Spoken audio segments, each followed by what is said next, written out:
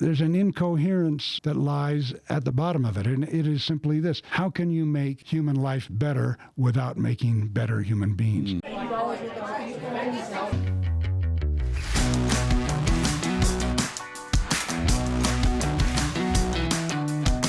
Excited to bring back my good friend Ralph Hancock, professor of political science at BYU.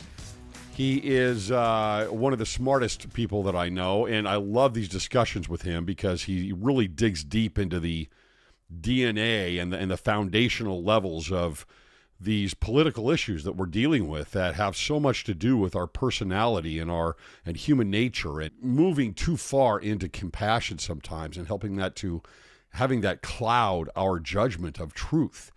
And he really gets into it from a different perspective. And for those of you that have listened to him before, you know that there's a lot of depth here, a lot of truth and brain work that is being placed into these things. This episode is brought to you by Fathom the Good. Fathom the Good is the homeschool curriculum for high school students. It is the question of the good, and it is pulling the principles from the American Revolution and from philosophy that ask that question that should be at the heart really of all of education. What about the good? And Ralph Hancock is the primary source for a lot of this content. Love what you'll see here. This is like nothing else out there for homeschooling. Go to fathomthegood.com. That's fathomthegood.com to learn more about this. The link is in the description box. Here we go. Welcome to Cwic Show. My name is Greg Mattson, and I am your host. In this episode, we bring back my friend Ralph Hancock, professor of political philosophy at Brigham Young University. Ralph, welcome back to the show. Thanks. It's very good to be here. I'm very excited about our topic here today. We're going to talk about some real philosophical underpinnings of what might be going on here culturally, tie them back to several philosophers in the founding of America, and we're going to talk a little bit about love here today. So very excited about this. You're working on a book right now that is, so far from what I've seen of it, something that I'm very, very in line with. What's the name of the book? The working title, I think it will be the final title of the book, is Virtue's Pride Against the Secular Subversion of Christian Love. It takes a little pondering, but it's maybe a mix of provocative and enigmatic in a way, so thought-provoking. I hope we got the mix right. But virtue's pride simply is meant to suggest that you don't have virtue without a degree of pride, of standing up for something, of confidence in the good or in what's best, in the right way to live. And then the subtitle names the enemy, if you will, or that against which I'm arguing.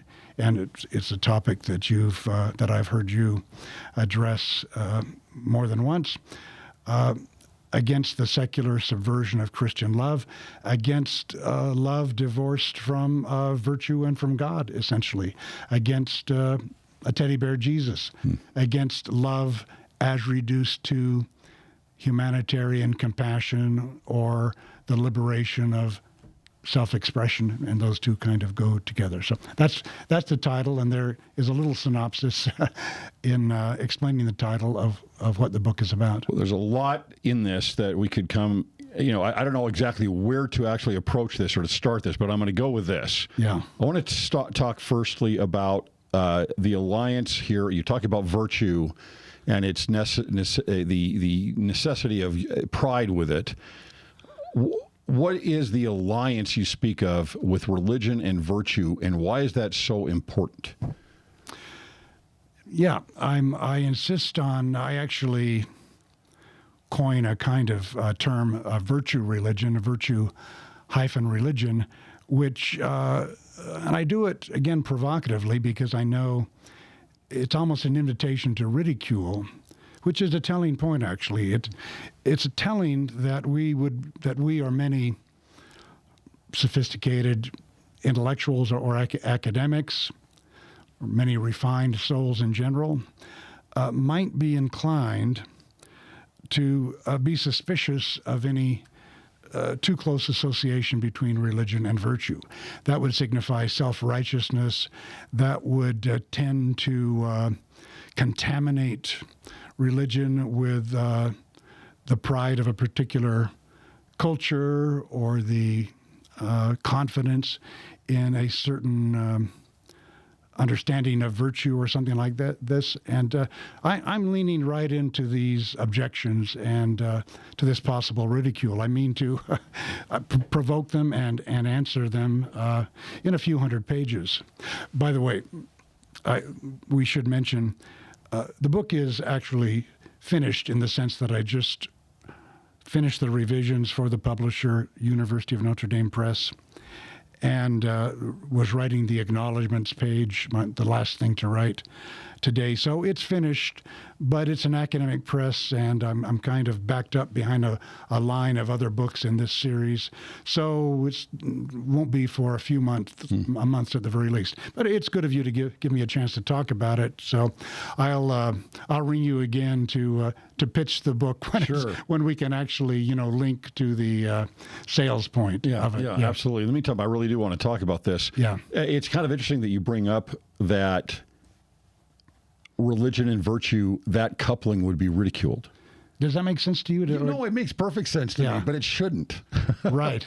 It shouldn't make sense. I mean, where else would you build virtue? Beyond what? Your individual self, your family, or how else do you build virtue? Exactly. Well, and of course, I intend virtue in a capacious sense that runs through the whole Christian tradition and back to Aristotle.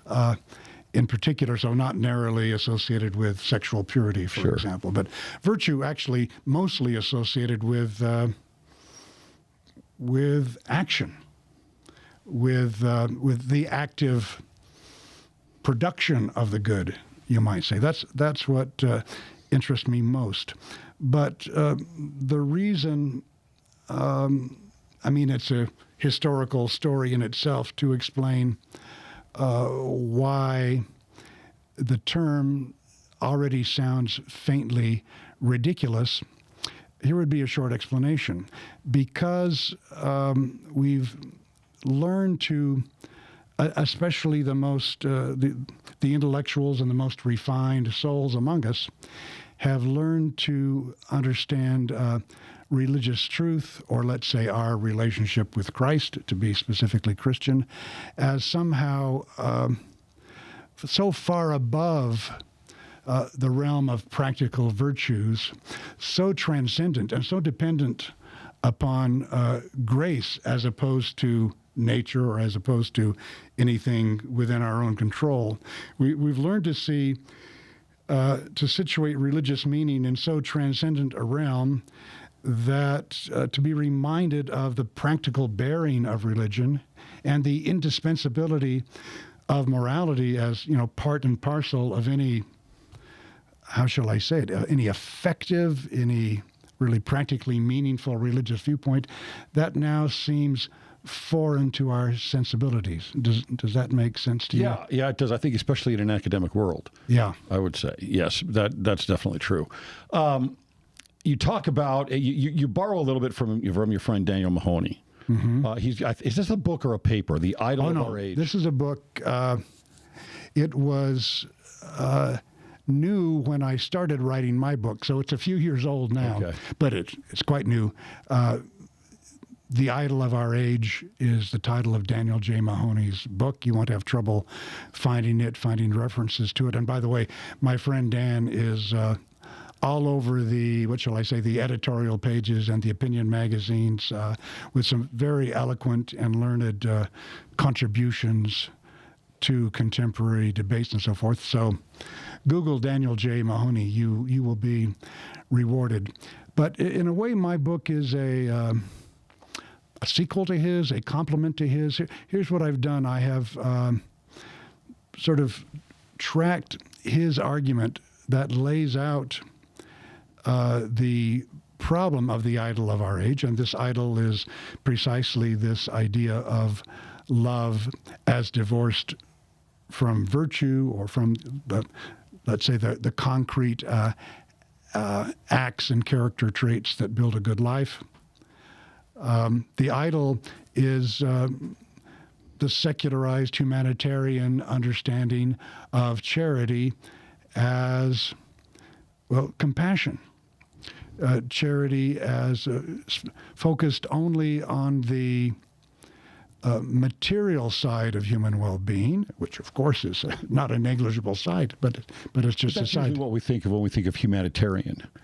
Right. Yeah. You probably find it odd that I would use the term humanitarian with the slightest negative connotation, but there you go. I do in the sense that when the idea of humanity, or let's say the needs of humanity, is severed from any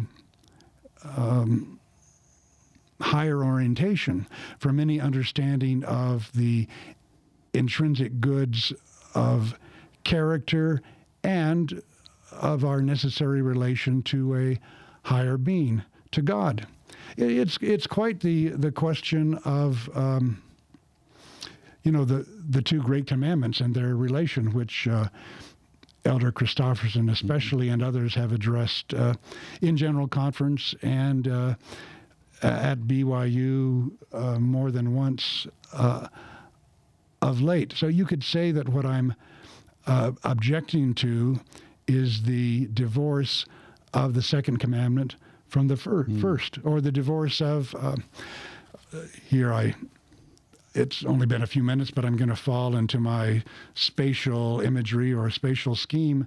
Let's say the reduction of love to a purely horizontal plane, which would correspond to the second commandment of loving our neighbor, loving other human beings, as divorced from a vertical plane, our orientation towards God. And so just to complete this little schema, I suppose I have to plead guilty to proposing that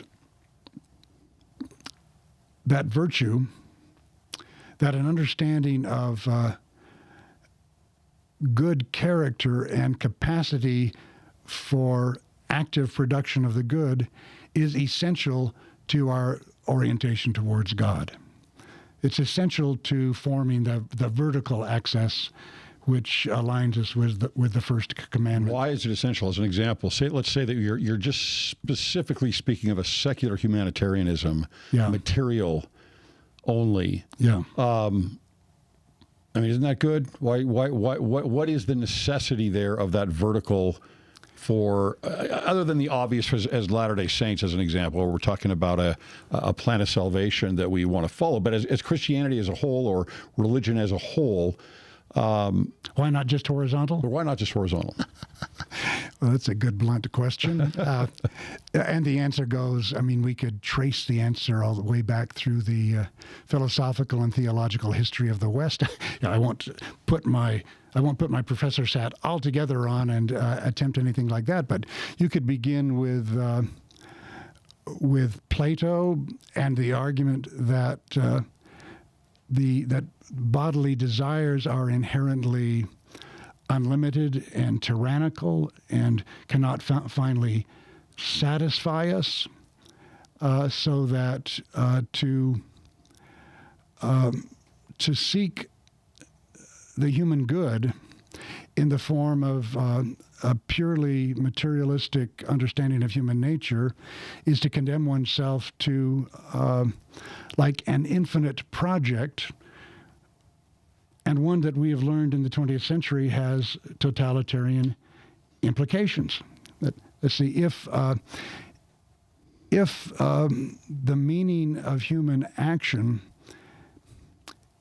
has nothing to do with the soul or with the intrinsic good of virtue, but only to do, let's say it's only defined horizontally, therefore in a materialist or utilitarian fashion, then what follows? If human beings cannot be satisfied on this level and cannot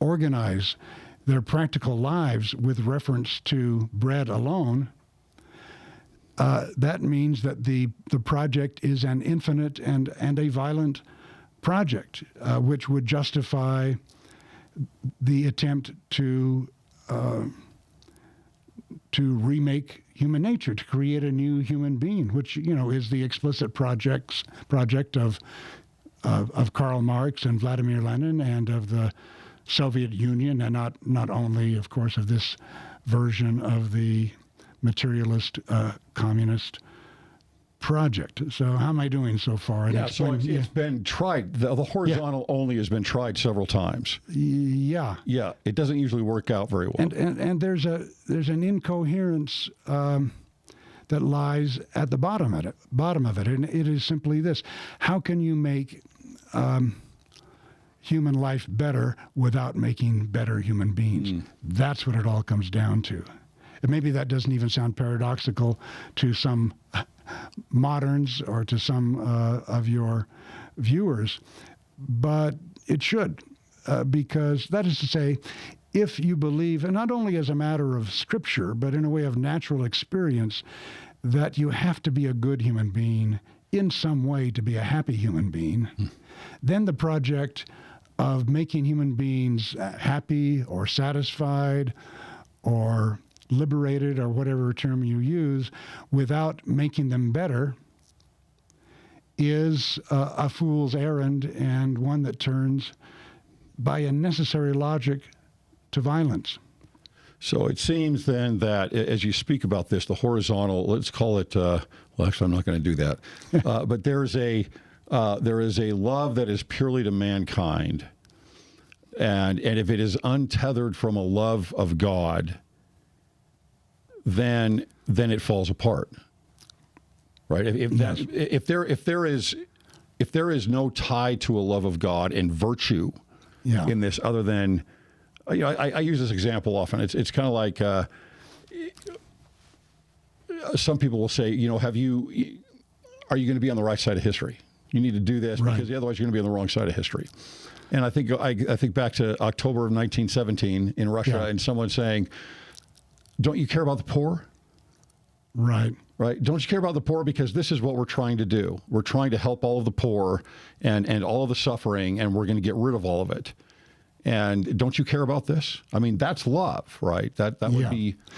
Therefore, on that revolutionary materialist point of view, by any means necessary follows. Yes, I mean, if you're going to create a heaven on earth, if you're going to transform the human condition, then all is permitted.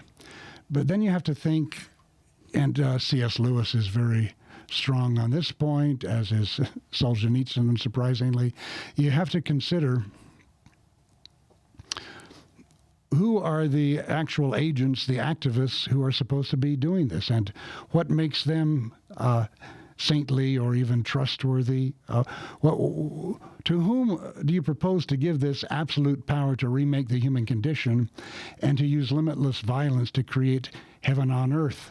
Well, you end up giving power to characters like Stalin, for example, and he's there are too many other examples, but that contradiction is baked into the cake of a purely horizontal and therefore a materialist and revolutionary idea of justice or of the human good. So I want to get back to the love here in a minute, but because it's a very important thing. This is the crux of your book, really. I mean, when you look at how love is used, how it's thought of, how it is framed. Ideologies are framed around this. The type of love that you're talking about. What is it tethered to? I talk a lot about the untethered compassion and the malevolent, or the untethered empathy and malevolent compassion. It's the same idea. There's no, what is it tied to? But you go back and you talk about Alan Bloom a little bit and about his openness. Right? He explains this as an openness in democracy, which is something that's going to obviously happen, because when you open up a democracy, you kind of open up a can of worms, right? There are opportunities, there are options, there are choices, there are the ability to create, and that includes ideas, more than you would find in other societies, as they're not, there's not a lid put down on you typically. Will you talk about that a little bit, about this openness? Because we live in a very open society that seems to, it's almost like it births openness, and then that openness almost foments closure. Yes. Yeah. Well, openness and closure. Well, I do. I kind of use Alan Bloom's The Closing of the American Mind, and Alan Bloom was a great historian of political philosophy and a translator of Plato who taught at the University of Chicago, a student of the great Leo Strauss. But he published a book which surprised the whole world of political philosophy, and I think Professor Bloom himself, because it became a bestseller, which is unusual for quite a dense and subtle philosophical book. Well, he was a brilliant writer, and perhaps the most brilliant part of his book is this introduction, as I recall, which is entitled Our Virtue. And the virtue is openness. So you see, there's already a provocative joke there, because he's saying that we pride ourselves on our openness, but actually we take it to be a virtue, so it can't be. There's already a kind of closure. There's already a kind of an exclusion, a determination. But Bloom points out that he's mocking the democratic pride that we hold in this virtue of openness, really a relativistic openness, which, because it's relativistic, because it pretends to be without limit and is not oriented towards a higher truth, for these reasons, it necessarily becomes conformist and, how shall I say, stultifying, complacent, as if the only role of the life of learning, let's say, or the only objective of the professor is to tear down the beliefs that his students may come with and have nothing to put in their place. In any case, the main point of this brilliant introduction, Our Virtue, to Bloom's The Closing of the American Mind, is to show the complacency and the internal contradiction of our taking pride in our openness. It is so far are we secular relativists, let's say, so far are we from having no virtue that this pride and openness takes the place of virtue for us, which cannot be a consistent and coherent position. But actually, I'm using this in my book to take the argument to another level, because I argue that since let's see, it would be the late 80s, I think, when Mr. Bloom published his book. Since that time, and especially in the era we know as woke, we've moved from the pretension of openness. It was always a pretension, but there was a degree of intellectual health there, in the sense that we still at least pretended to be open.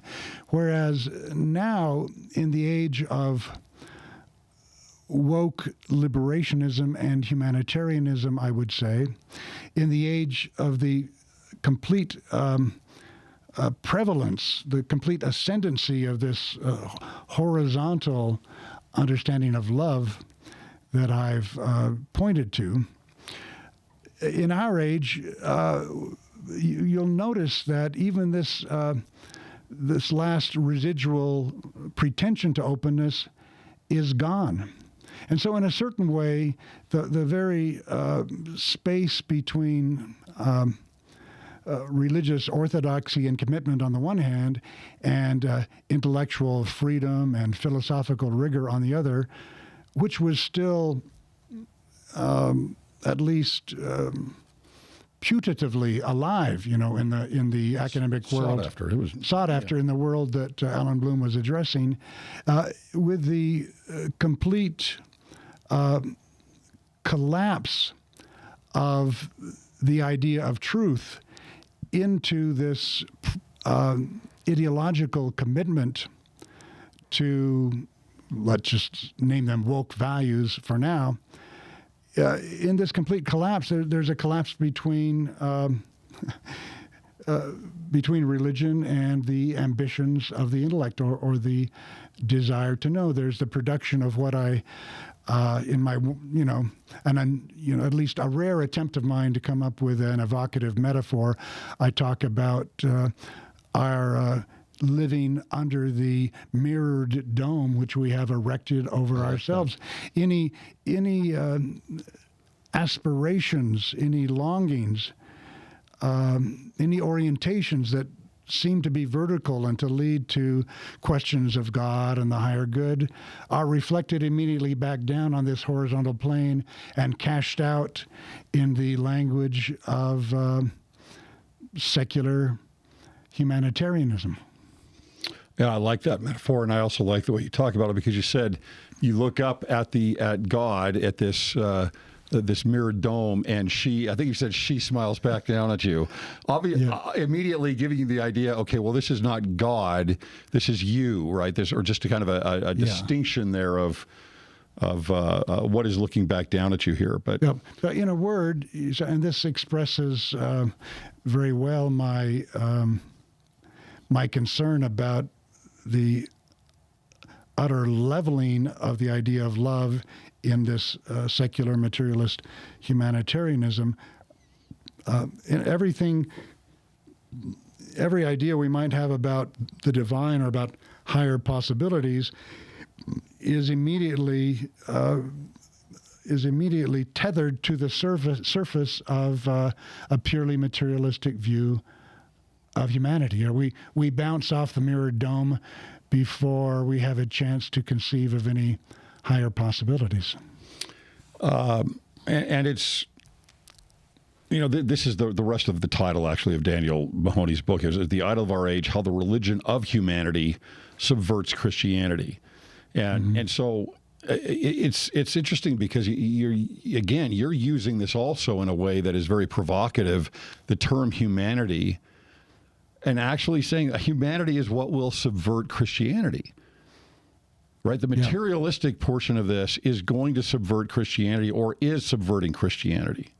Right. And of course, it is, again, this may seem counterintuitive to many of your viewers or listeners, but because obviously love for other human beings is part of Christianity. Christ sacrificed for the love of humanity, you might say. But I think we've reached a point now where we can't afford not to address the question of, how shall I say, the content or the substance of this love. And my proposition is, you can't get right on the content or the substance of this Christian love without thinking through, how shall I say, the substance of virtue. Virtue has to be part of the answer to that content. Now, if I can say, just to clarify for a moment, the relation of my book to my friend Daniel Mahoney's book, The Idol of Our Age, what I do, and especially in the introduction that you're referring to now, Greg, what I do is because I admire and embrace the book, I summarize it first with a view to laying out the problem of this purely horizontal and therefore idolatrous secular humanitarianism, materialism. And then I collect a number of, or let's say a handful of suggestions that Mahoney makes from his various chapters, because he deals with great authors such as Solzhenitsyn, notably Pierre Manant, who's the contemporary French political philosopher, who's a very important reference point in my book. But Dan sort of collects, or I collect from Dan and try to distill what's implied in his discussion in terms of what's an alternative to the idol. Just what would be the key features of an alternative to this idolatrous, leveling, materialistic understanding of humanity.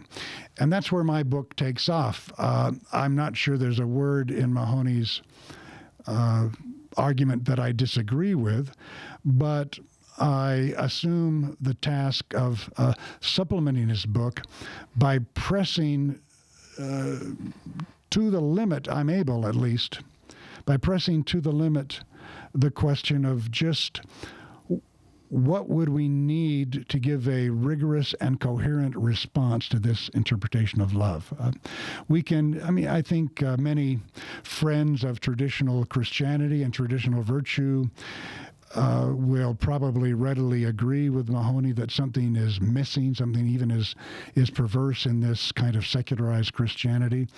But it turns out that it's not a simple matter to answer it with great rigor and to sort of dot all the I's and cross all the T's. And so that's kind of the assignment I took upon myself. It's an important enterprise, I think, precisely because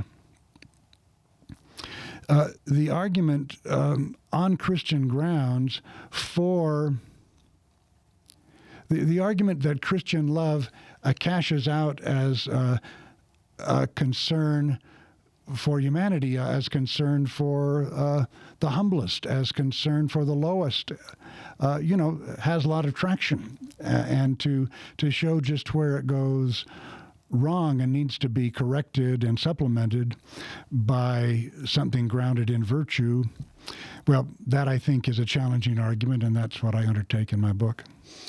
It seems that if we go back and look at Alan Bloom again, and would openness be synonymous with tolerance? Or at least quite coextensive with it, yeah. Okay. Certainly they cover a lot of the same human phenomena. But sure. The reason I say that, by the way, is because if in an attitude of complete tolerance, and I've talked about this a bit,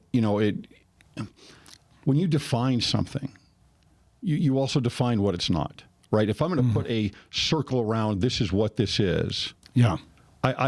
There's also what's outside of the circle. Right? Necessarily, so exactly. You're saying what's out there. So if I'm constantly moving the circle out.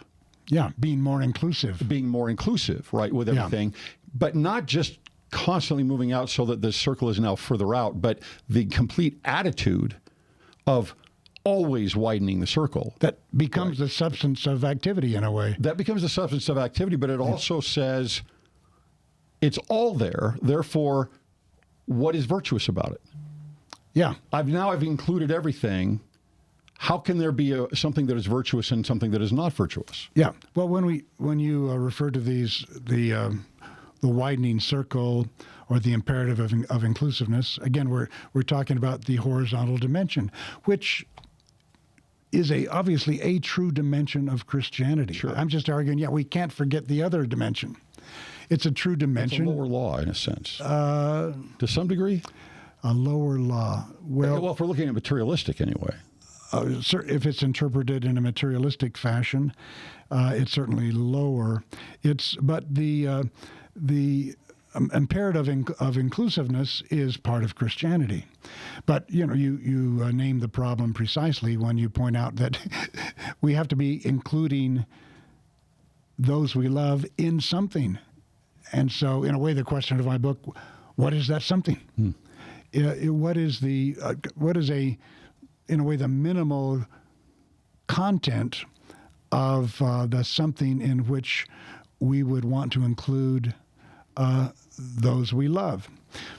Another way of putting this is just to say that truly to love someone is to love them as a certain kind of being whose proper destiny is to achieve a certain kind of good. And then we're talking about substance. We're talking about the substantive view of the good, into which we would strive to include more and more of those that we are commanded to love. Which would give a very different connotation to humanity when you're dealing in that realm. Yeah. Right. It's almost like, I mean, in Latter-day Saint terms, in restored gospel terms, to some degree, you're kind of talking about exaltation, right? It's not just making things whole or getting things fixed to a certain degree. It is going to a higher realm. Going to a higher realm. It's going to the virtuous. Mm-hmm. And the tendency, it's like the invitation is always there to emphasize the more, in a way, more readily available or actionable horizontal imperative. Let's include more and more people. And this very soon tends to be done in opposition to any specific content, any specific idea of the good or of exaltation, as you say. Almost a watering down of the good. A watering down until there's hardly anything left. Well, what's left, we can actually probably name, in a way, the ground zero of this leveling process. And these are, well, let's say it this way, provocatively. These are freedom and equality radically understood without reference to anything higher. The freedom and equality of the individual, the equal freedom or free equality of the individual. Now we're talking about values dear to us good modern liberals with a small L, Americans who believe in liberty and equality. But what I'm saying is that when you divorce liberty and equality from virtue, from any idea of exaltation or of a higher good, for example, then what's left over? What's left over is only the individual's claim to have it my way, to do my own thing, to invent myself, to create my own understanding of the meaning of life, on the one hand. But you see how that implicates the value of equality immediately, because it says that one individual's claim to invent the meaning of life for himself, or to construct his or her own identity, is as good as any other. So freedom and equality, unmoored from any, let's say, cultural or religious inheritance of substantive virtue, tend to become part of the same horizontal, I almost said the horizontal mush, or this contentless assertion of the self against anything higher. See, that's the common reference point of radical freedom and radical equality. There is no natural or divine law. There's nothing higher than us that must be honored or that we must aspire to. We are the only standard of what is right or good. But that just generates a kind of leveling process that is bottomless in a certain way. Or the bottom, becomes clear in the sort of desperate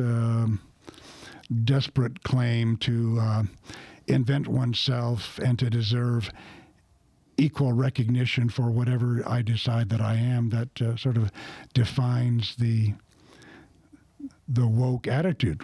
The woke attitude is sort of in a way, the logical upshot of this horizontalizing process. Well, I was going to ask, you're talking about a very postmodern approach where this is, within the last 50 years, this kind of a thing is really developed, especially in academia, but is the natural end of democracy, though, this same thing that you're talking about the self? Because, I mean, you go back all the way, obviously, and you go all the way, you're looking at Aristotle and Plato, and then you're coming all the way up through the founding of the America and beyond. And Karl Marx said that democracy was the beginning of something and that the final end of it was communism. He always thought that there was an evolution that was going to happen with this. Is there an evolution of collectivism? Well, what Marx said wasn't stupid. There is a logical through line that can be traced in that direction. But Tocqueville also already saw this in a way more clearly than Marx, and without all the ideological baggage and the sort of messianic dreams. Alexis de Tocqueville, who wrote Democracy in America, published in 2 volumes, 1835 and 1840. Tocqueville understood that Tocqueville was a friend of democracy, especially in its American version as opposed to the French revolutionary version of democracy, let's say. Tocqueville was a friend of democracy, but he understood that that democracy could only be solid and sane and finally only survive with the survival of certain, let's say, broadly aristocratic residues. What he means by aristocratic is not that we need a ruling class, a hereditary class of nobles or something like that. What he means is that we need some vertical ballast in our society and our culture. And don't get me started on Tocqueville. I teach whole semesters on Tocqueville, and I've written many chapters on Tocqueville. But we could sort of break down what Tocqueville thinks are these. I'm calling them now vertical stabilizing elements, or this ballast without which democracy goes off course or finally sort of collapses into the horizontalizing power of radical freedom and radical equality. Tocqueville, very obviously, one thing that Tocqueville notices as plainly as can be is that a certain residual American consensus on religious morality is fundamental. He finds that American republicanism would be unthinkable without Christian morality, and more precisely, the idea of the family, the man-woman thing, sexual morality. Yeah, these are things he talks about, and that without these sort of firm limits, democracy would lose its way and tend to this horizontalizing radicalization, tend towards some of the forms he gives to this specter of the threats, the dark side of democracy that is always a possibility. Some of our viewers will be familiar with the last chapters of Volume 2 of Democracy in America, where Tocqueville talks about a new kind of despotism, the soft despotism, in which people willingly accept to lose their freedoms in order to be taken care of by a nanny, what we now call a nanny state, and he practically uses that language. That's one outcome. He also talks about a sort of darker, you might say more metaphysical term he uses is pantheism, and you'll recall that I talk about this in my chapter as well. But just the pantheism is just really a name for this complete loss of human orientation when everything vertical is sacrificed to this a kind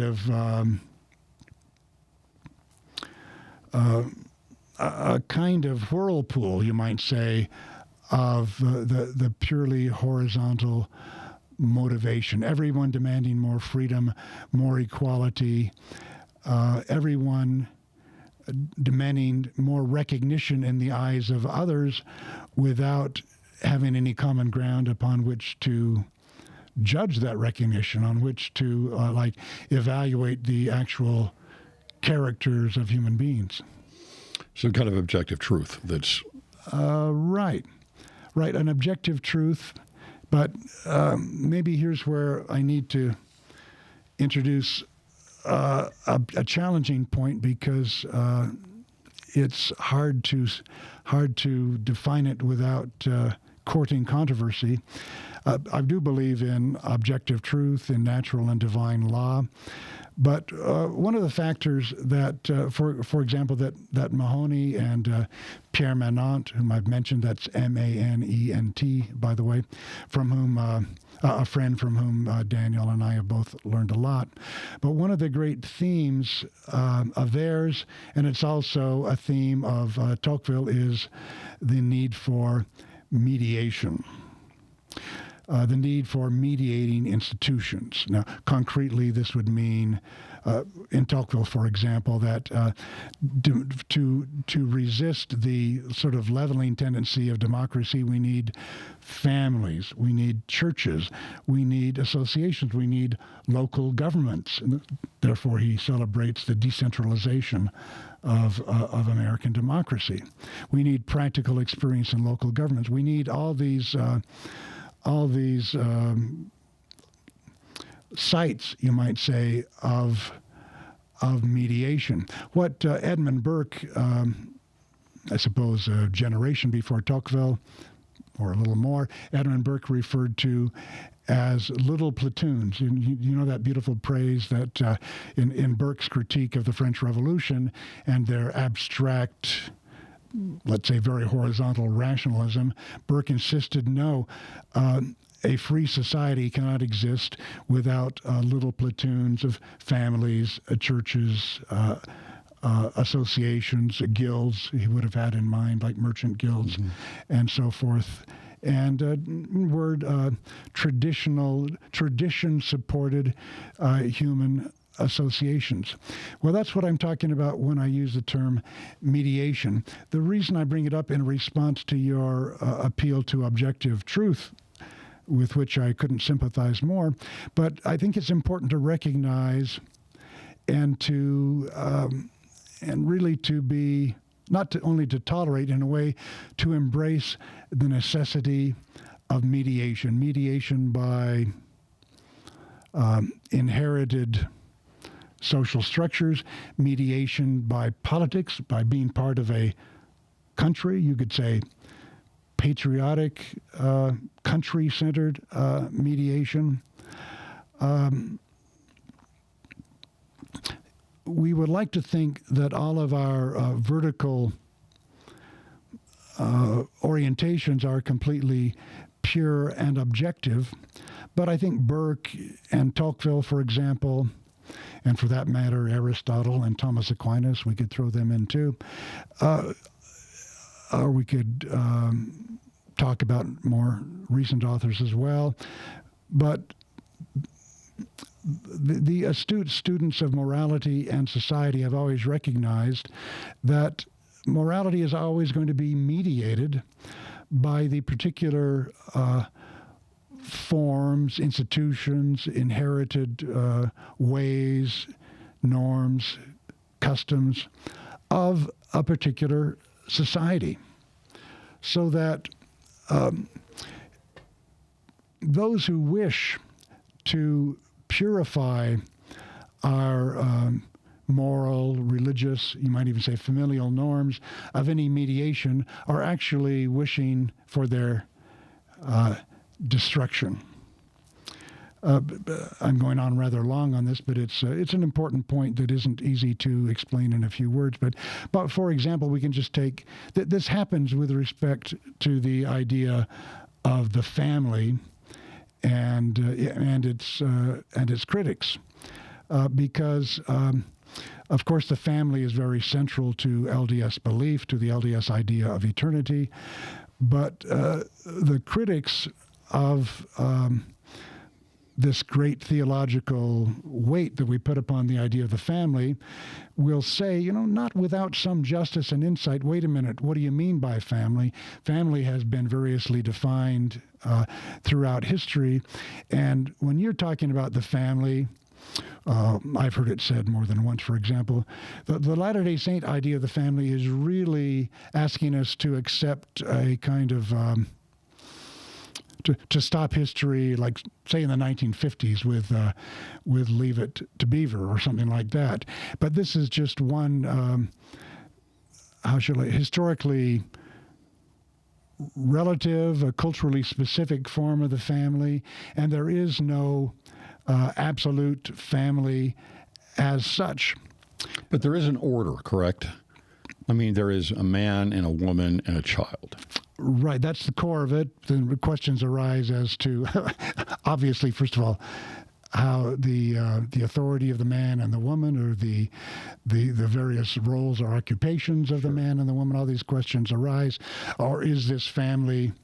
Does this family operate within a larger ancestral and aristocratic family? This is a great theme of Tocqueville's, and it goes back to Jean-Jacques Rousseau, actually, who was one of Tocqueville's main sources.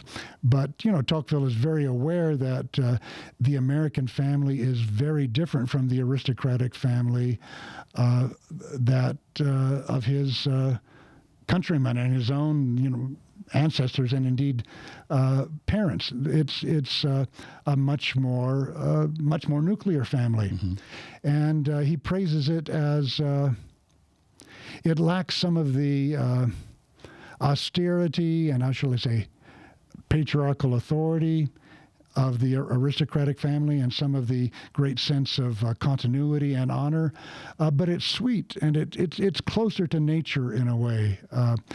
Parents and children, the affection between parents and their children is greater in the American family than in the aristocratic family of Tocqueville's earlier experience. Okay, well, we're talking about this because there are some natural, and we would say God-given elements upon which the family and its order is based. But nowhere is there a family that is a pure version, not inflected in any way by one set of cultural and economic circumstances and so forth. So that, by the way, just between you and me and anybody who may be listening, you could do a lot worse than a Leave It to Beaver family. It's subject to ridicule, but I was there. It turns out I'd have to check. Let's check this, but I think Jerry Mathers, who played the Beaver, and I may be very close to the same age. Okay. So in that sense, I was there, and it wasn't perfect. And there are all kinds of critiques of America in the 1950s that you could cite. But actually, I think we're kind of whistling past the graveyard a lot of the time when we make fun of that ideal of the family, because it really was not rare. Of course, the family is not represented in all its profundity in the Leave It to Beaver series. It's not without profundity at times. Do you know the series, by the way, Greg? You know what I'm talking about? I see little snippets of it. You can get it on some of the stations that play old-time TV. I use it as an example because lots of people, at least, used to know about this example of it's basically the American family of the 60s with a mom and dad, the dad going off to work at the office, and the mom very nicely dressed and doing the domestic work, and two nice kids, boys in this case, Wally and Theodore. But the point is, the critics aren't wrong when they say that any idea of the family is going to be culturally inflected, culturally contaminated. That's what I mean by mediation. And but the proposition, which we can look at further and discuss more if you wish, but the proposition is that if you don't tolerate this kind of mediation or cultural inflection, you're actually promoting a leveling, because you're really taking a critical position with respect to any conceivable representation of instantiation of the family, for example. Okay. Now, you and Mahoney then are here. he speaks of the religion of humanity, subverting Christianity.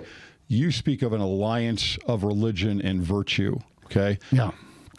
When what he calls the religion of humanity begins to subvert Christianity and religion loses its virtue, from your phrase, what happens?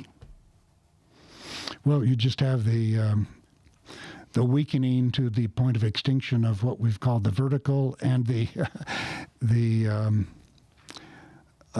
ascendancy of the completely horizontal and materialist or relativistic understanding of of morality or of human purpose. We come to the idea that human beings have no purpose except to meet the limitless needs and demands of individual selves, cut off from all, higher reference points. So, again, it is indeed my argument that the vertical realm, or the orientation rather, that we would immediately identify with an orientation towards the divine, towards God. My proposition is that without experience in and articulation of substantive virtues of the soul, without therefore a certain pride and confidence in what makes a human character and a human existence better, then the vertical orientation to God loses all its stability, and then we start defining God in terms of service to the material dimension of humanity alone, and then we lapse into this completely horizontal pantheism, or we find ourselves inhabiting this mirror dome that I speak of. So we see this right now in Christianity. This is happening now. You have the devolution of several of the denominations. They are splitting apart. You have those that seem to retain this idea of some level of virtue, some that say, no, we're going to go horizontal, and it's almost like an equitable position of the horizontal, right? It's almost it almost becomes an equitable collective position. And that's where they're moving toward. And so you get these breaking apart of the denominations. You get a secularized, talk about the United States, because we are losing, we're getting more of the nuns, as they call them, where they have no denomination. They're not going to church. Christianity is dropping in the numbers for the most part. Not everywhere, but for the most part, it's dropping in the numbers. Is that due to the lack of virtue? Is that due to the religion of humanity? Is that just a matter of the self wanting and distraction that's pulling away from that? Or what I see lacking sometimes is the idea of a standard, and I mean something lifted up, that you can rally around. Right, that you want to rally around, that you are inspired by, that seems to be lowered. That standard seems to be lowered, and so it's harder to see. Absolutely, and I don't. To sort out the causality is a difficult thing, because there's going to be a circular relationship between the movement towards none, the movement towards if not atheism, then complete sort of a religious complacency or indifference, which is hard to distinguish from sort of this vague spirituality that makes no demands on us, and which Elder Holland, I recall some years ago now, has lampooned rather effectively this idea of a spirituality that finally has made its peace with relativism and materialism. This is what I'm talking about. But so I think the causality works in both directions. Because we don't know how to stand up for anything, religion loses its its savor, and it really has less and less to offer as an alternative to a kind of a secular viewpoint. And in the end, the flattening or the horizontalization of religion, and alas, we see it even in our congregations, as you have often noticed. In the end, this leveling leads to the desperate gestures of identity politics that we call wokeness. Like this, recognize me. I like to quote the desperate cry. You may have read this in my preface of the young female student at Yale University a few years ago. This had to do with some controversy surrounding Halloween costumes and whether students needed to be warned about their offensive character. But in the midst of this debate, a very sort of hostile exchange between a number of students and a faculty member who had suggested some moderation on the Halloween costume question. This was on video, I remember that. Yeah.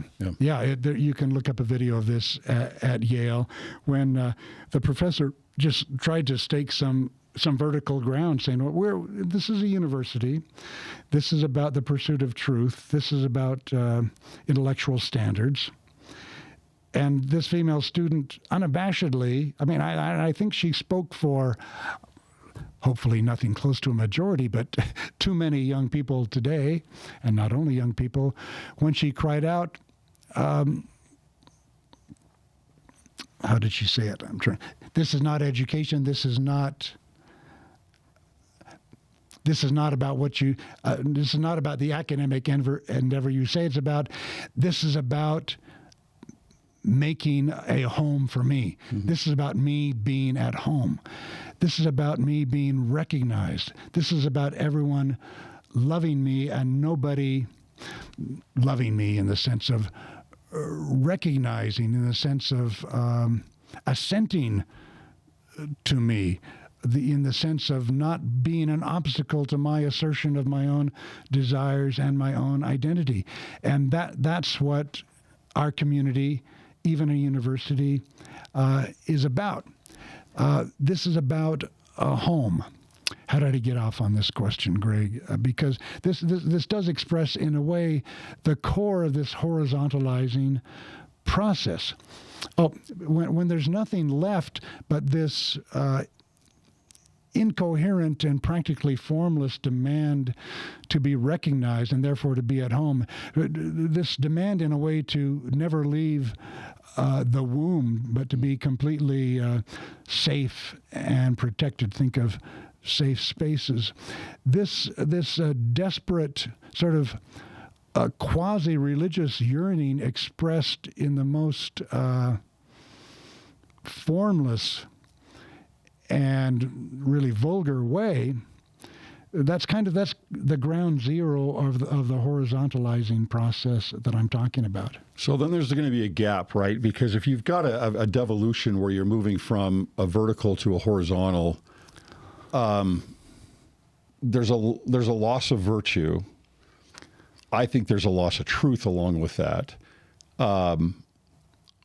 This brings us to that gap that you and I have talked about, of wading through a storm of discrepancy and a pulling apart of the virtuous or the vertical and the horizontal. What is our involvement then at that point, right? Because we can look at our church, we can look at Christianity as a whole, we can look at, our country, and all of them go along these same literally lines, as you're saying, right? So where is our involvement with this? What is virtuous for us as individuals? What then shall we do? In other words, shall we do? Yeah, well, let me take a stab at addressing that, from a couple of different angles. It's like the question that I often get at the end of classes. I remember getting it, first of all, when I used to teach very large American heritage sections when my hair was still dark and curly at that point. But I was teaching multiple classes of hundreds, even 800 students at a time. And at the end of a semester, it was actually quite gratifying to hear students with the quite plaintive question, okay, I think I see what you're saying. I think there's a lot of truth in what you're saying. Then what shall we do? How can we change the world? Or what are the action points that follow from these political, philosophical, as well, I suppose, as theological insights? And the beginning of the answer, and maybe the most essential part, is to, and this is what I always told them, if you understanding this is already a great accomplishment, and not only an intellectual one, it's a practical foundation. Okay, hone in on what? Understanding what? Understanding everything we've said so far, understanding the vacuity and the ultimate exhaustion of ideals of freedom and equality without any virtue, without any vertical reference point, without virtue or God. Understanding that secular ideology, whether in the form of a purely secular liberalism or in the more immediately noxious forms of revolutionary materialism or what have you, that modern ideology of horizontal salvation, let's say, is bankrupt, and there's no worthy or satisfying human existence without virtue, without standing up for something substantive. That's what I mean, and this was already a theme in my American heritage courses 35 years ago and more. So the students, what I would tell them is, you understand this. You are already you are situated differently. You see, you have a freedom to act now that you didn't understand before, because you understand the tendencies of the secular ocean in which you are swimming, in which we are all swimming. You've got your head above water, and that means you can act with virtue and independence, and you can build a family, presumably, on those same premises. So it's not a matter of like idle ivory tower theoretical knowledge to understand these things. From the moment you understand them, you as an agent address the world from a different standpoint. And that's job 1-A. Now, beyond that, involvement in church and community, I do think we have opportunities, and obligations will vary according to circumstances and talents. But how can we not, if we see the world from this point of view, how can we not engage the world from this point of view? And I suppose as soon as I advance a proposition such as this, then maybe we're talking about things I know that you've talked about a lot, such as the question of a culture war and its bearing on Latter-day Saints, which is, I think, a vitally important question. But I would say you have won the war in a very important sense as concerns your own soul, your own character, your own vision of human life, and that of any family that you can bind to yourself and instruct. You're already standing in a different position. But that, of course, is just like the beginning of the challenge and not the end of it. But that's a very big first step. Okay, so your thought on that stormy area there in between is not one of retreat, but one of involvement. Not one. You talked about virtuous as being an action, right? There's different levels of this. You've got your individual level at what you're trying to do. You've got an organizational level, like you think about the church, and where does the church stand on these things? What do they get involved with? What do they stay away from? And then you've got community beyond that, which is, what do I find people of like-minded points of view, and I get involved with them. Right. And I try to shrink the gap from what I see as the virtuous and the non-virtuous. Right. Well, let's talk a bit about this troubled subject of a culture war.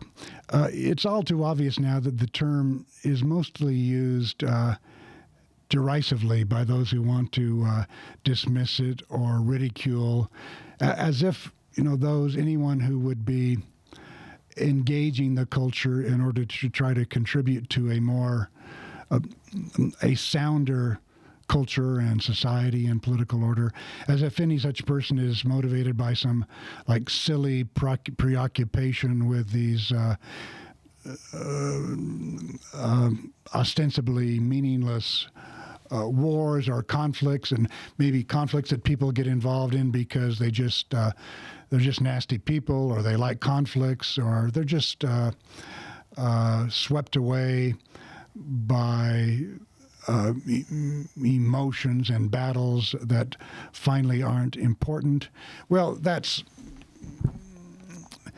dismissiveness is cheap, actually. It's you have to begin, culture war is maybe not my favorite term, but it at least presents us with the question, are there decisive stakes in what's going on in our society today? Do war suggest the category of enemies? Do we have enemies? Are there not enemies, notably in powerful places, of everything that is dear to us and which forms the basis of the way of life we want to pursue? Now, of course, we are commanded to love our enemies, but I'm fond of reminding myself and others that to say that we ought to love our enemies is not to say that we don't have any. In fact, it's to recognize that we do. And so to imagine that Christian love absolves us from the duty of realism and recognizing that we have enemies, I think is foolish. Now, what can we realistically hope for in addressing the general culture is a valid and complicated question. And it's certainly worth considering. The point of view of our mutual friend and your recent guest, Paul Marrow, is worth considering when Paul says essentially the culture war was lost. When does he date it? In the 90s. In the 90s. Mm-hmm. Yeah, well, not a stupid proposition, and Paul was there, so he can give as direct a testimony as anyone. But I would say a couple of things. First of all, you can still keep losing, There's still more to lose. Much of substance, maybe a critical threshold has been passed, and maybe in a sense we've lost the main battles of a war, but actually we can lose more, and we can even lose the opportunity to define livable terms of surrender, for example. But the other point is, we can always lose more. Oh, the other point I would make is, and here I salute Paul for adopting this language, because it's important to recognize that we've lost and that that's a disaster. Okay? Because that means we understand something. To say, well, we've lost, and actually that didn't really matter, or it was all silly in the first place, or why would you want to be on the wrong side of history? That's just burying our heads in the sand. I remember in what year was the Obergefell decision? 2015? I happened to be in France, when we got that news that wouldn't have surprised anyone who had followed the Supreme Court and knew which way the wind was blowing at that time. But I remember getting that news, and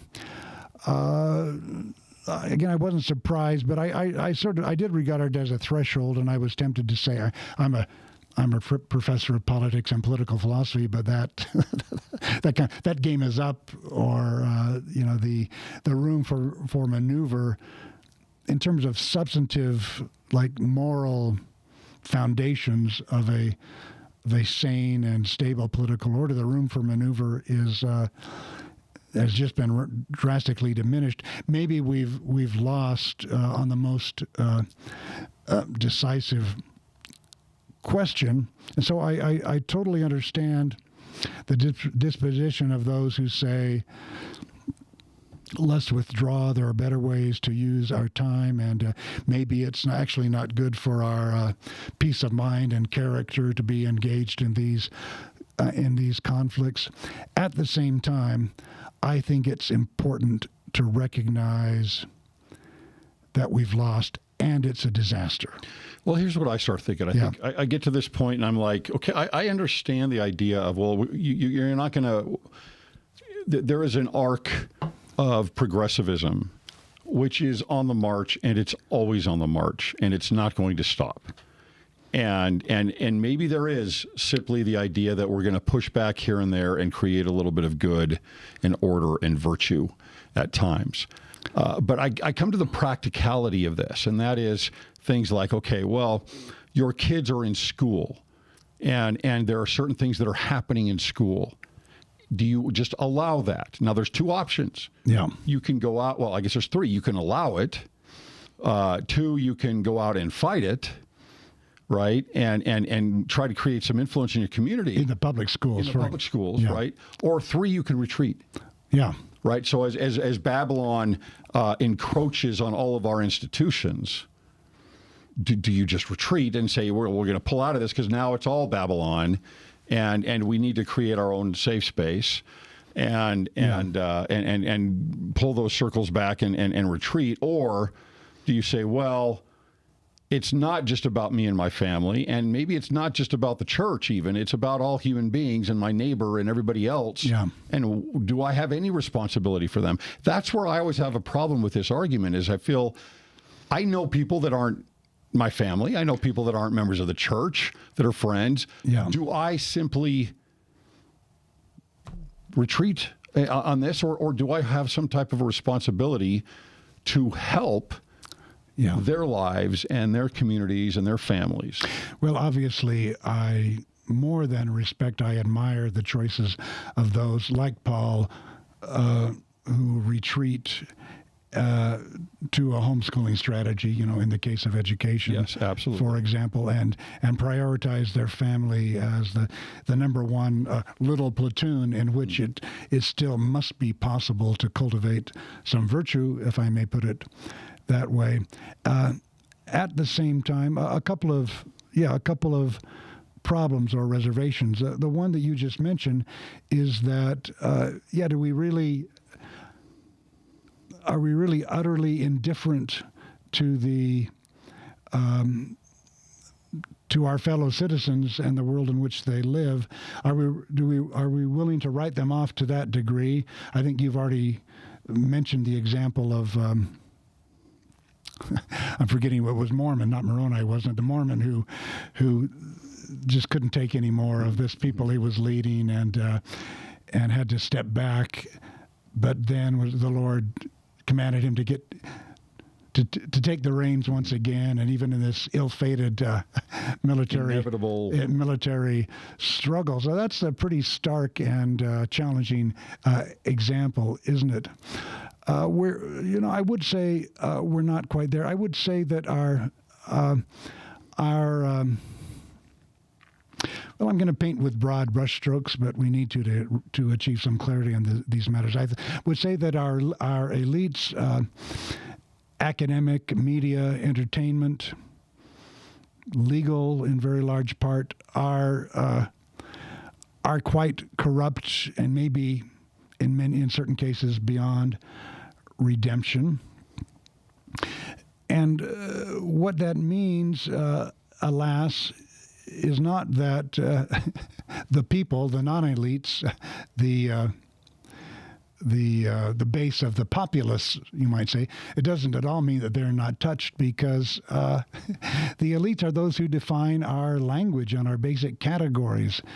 Part of the wrenching, I say, turmoil in our society right now is that we are dissatisfied with our elites, but they've formed our vocabulary, our educational system, the very channels in which our thought almost inevitably follows, and we know that we sense that we must resist those tendencies, but we've been mostly deprived of the language, the concepts in which to do it. Well, how do you untangle yourself from all that? That's how do you, unless you're going to move away into some secluded area? How do you? That's where I don't get it. It's like, how do you untangle yourself from all of the elites and all of the institutions? Well, here's where I have a vested interest as a political philosopher, and I sincerely see things this way. In a sense, political philosophy, broadly understood, is just really the coming to terms with, I said earlier, like the content, the constitution of the moral and cultural ocean in which we're swimming. And to do that, you have to get your head above water enough to see the alternatives, or maybe what are you doing? Testing the chemical composition of the water, or something like that. But I think what you're pointing to something very important here, and that is that we can't really retreat unless we engage. Do you see what I mean by this? We can't be, unless we know that from which we are extracting ourselves, we're really taking it with us whether we know it or not. The reason I say this is a kind of plea for the usefulness of political philosophy, broadly understood. Let's say, moral political philosophy and theology, unless you actually engage the vocabulary, the concepts, the systems, the conceptual systems of the enemy, of the purely horizontalized secular world, with including its expressions in sort of woke identity politics desperation, unless you have engaged and sorted out, dissected what's going on in those worldviews, as we're starting to do here today, then you haven't really extracted yourself from it. You're taking, you're still that salt water is still all over you from that ocean, and maybe it's filthy in some cases. So that, and this, you've talked a lot about this with eloquent guests on various of your programs, but that's why the culture war matters more to the church internally, finally, than it does with respect to whatever prospects we may have for actually changing the world. Yes. The culture war is in our congregations. Mm-hmm.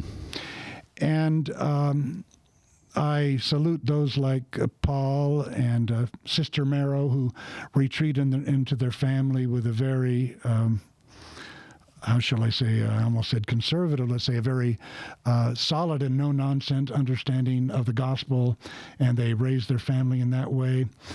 But I think the very language we use has been so compromised by the ocean in which the secular ocean in which we're all swimming, that we don't know that we're out of it, and we haven't really showered until we actually have engaged and thought through and deliberately, articulately separated ourselves. And you see, we're back to the very question of love and its meaning, which is the nub of my book, because within our own congregations, there's difficulty distinguishing between love according to the gospel and love according to a purely secular, horizontal vision of tolerance or limitless inclusiveness or respect for the whatever identity a person asserts or what have you. The language, the world's language, the language of the secularization of love is an alternative religion which becomes very hard, from which it becomes very hard to disentangle our authentic religion. Yeah. Yeah, it's like a virus. It becomes something very different. I think that's right. It's interesting because you talk about engaging before you can disengage or retreat. It's kind of like, you have to read the Book of Mormon and see what actually is going on there to really understand what's. Yeah. You're almost engaging in what we're going through by reading the book, right? Yeah. Also, and understanding what's going on there in order to have an awareness and see, how do I detangle what's going on here. Professor Hancock, really appreciate your time. I'm looking forward in a few months then. You'll let us know when the book comes out. We'll give this a more thorough go at love especially. But always appreciate your insights. And what you talk about is always relevant to the current currents of culture. Thanks. Well, I love talking with you and wish you the best in carrying on your good work. Appreciate it.